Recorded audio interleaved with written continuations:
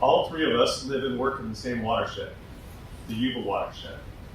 And all three of us have many years of experience in integrated water planning, in supply, in ecosystem, in flood, in quality.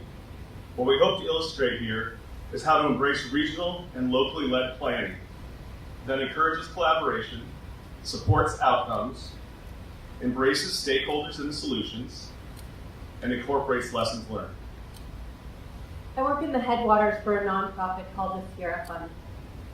We restore meadows, forests, and mine sites so that the watersheds of the Sierra Nevada can continue to provide cold, fresh water for fish, wildlife, and the people of California. And I live and work in the floodplain. I work for a not-for-profit that restores habitat at scale. I rely upon our flood infrastructure, and I strive to improve conditions for dwindling wildlife populations. I work for Yuba Water Agency to help communities throughout the watershed, from the headwaters to the floodplains. Because we have the authority to work on a variety of water management issues throughout the watershed, I strive for comprehensive watershed restoration from the Sierra to the sea.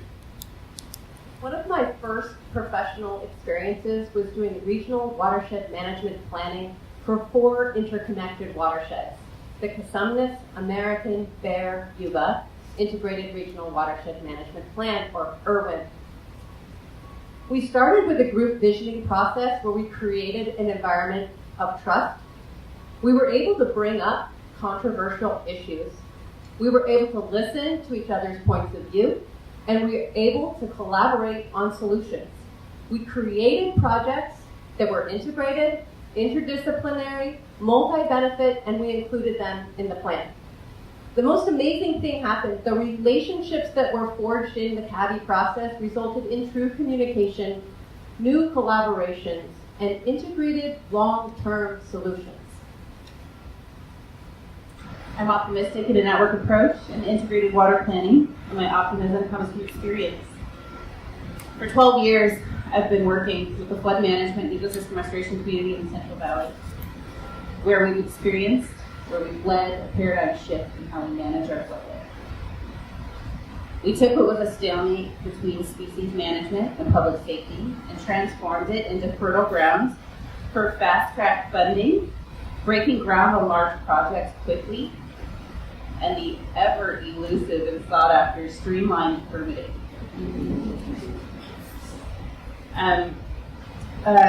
The process was successful with state leadership partnering meaningfully with local leadership. We completed regional flood management plans, which gave us the opportunity to talk to our neighbors, read studies, and envision a future together. And we had stable leadership from the department to bring us forward inside their flood management system with their well-articulated state interests. It was also successful because we all took a moment to redefine the problem. Instead of floodwaters are a problem, we shut them out to sea as quick as possible. We looked at the system and we said, no, floodplains are valuable. They're valuable economically, they're valuable ecologically, they're valuable socially, and they provide a public safety benefit. We need to manage them for all of those things. By redefining the problem, we redefined all the stakeholders, and we created a much larger solution set that works. Over the past 9 months, Cohort 2 of the Water Solutions Network has witnessed some crazy things, from families in the Tulare Basin drinking poisoned groundwater to unsustainable farming practices caused by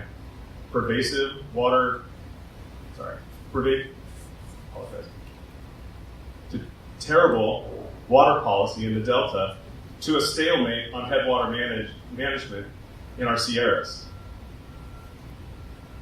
Our realities are different, but we are all people with the same desire to live healthy lives, and we all drink California's fresh water. The regional planning for the CABI-IRWIN process was not the hard part. The hard part was getting the state to believe in and support what we as a region had created for the long term. If we're going to build a more equitable water future for California, we need more CABIs. We need to support and augment the existing IRWINs.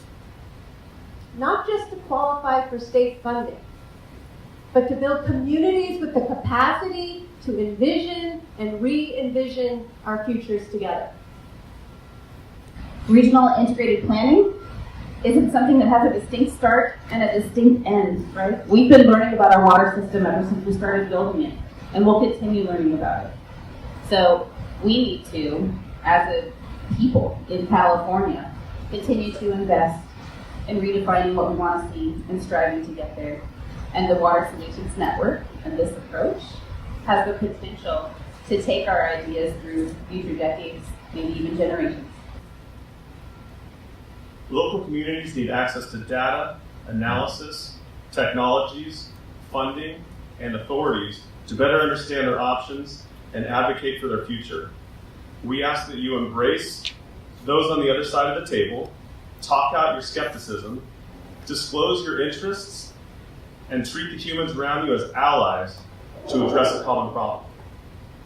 What if the state played not only an implementer role or a technical role, but a facilitator role, where the skills were soft? The training was about listening to regional planning groups, with the goal of establishing a more equitable and transparent decision-making process. This would empower local communities to advance a more resilient water future.